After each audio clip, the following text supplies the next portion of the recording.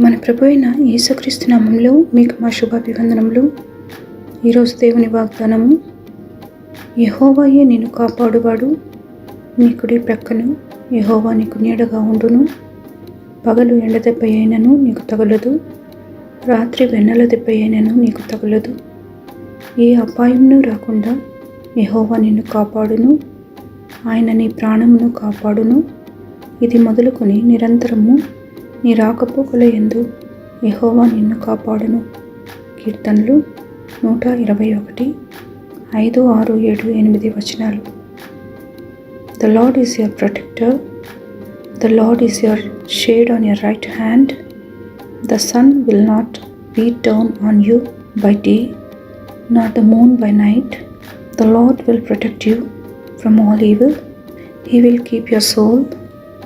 The Lord will guard your going out and your coming in from this time and forever.